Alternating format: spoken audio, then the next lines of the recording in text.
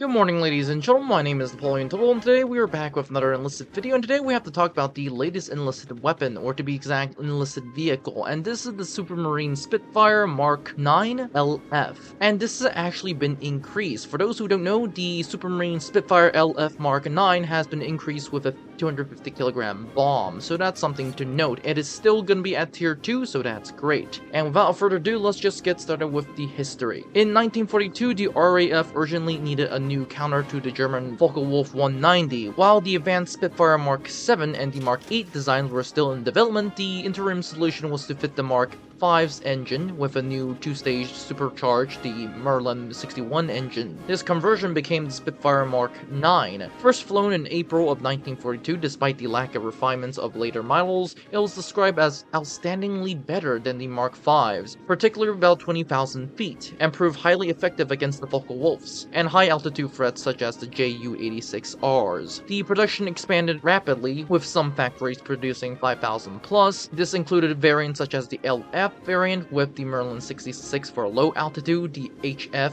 with the Merlin 70 for high altitude.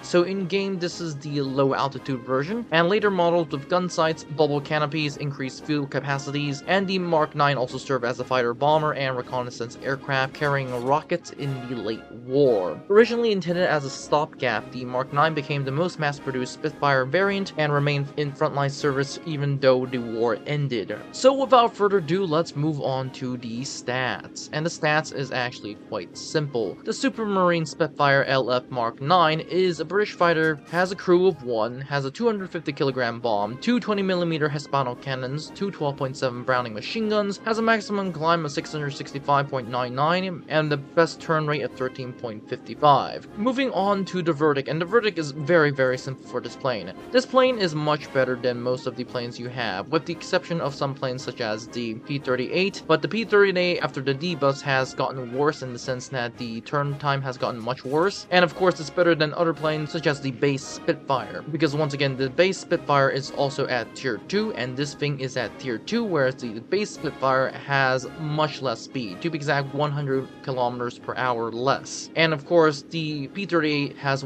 much worse turn time. Now comparing this to the planes that you are going to be facing, and for example the Japanese planes, you're actually going to be standing a chance, which is kind of funny considering the Japanese planes turn much better. The A6M20 is going to be pain to deal with, but other planes such as the D3A1 and the A5M4 are much likely going to be gunned down by you, because remember, you have 2 20mm Hispano cannons and 2 12.7 Brownings. This is not to even mention the fact that you have a 250 kilogram bomb. Now the bomb on this thing is actually kind of hard to use, but at the same time kind of not hard to use. Because you have one bomb, you can't just pray and bomb, but you literally have to aim carefully and drop your bomb on target. Sometimes I feel like dropping this bomb requires like straight bombing, which essentially where you just point at the target and then bomb, whereas other planes you have to slightly get higher and then bomb, or mark the target higher and then bomb, and this is mainly because of the speed issue, so that's something to note.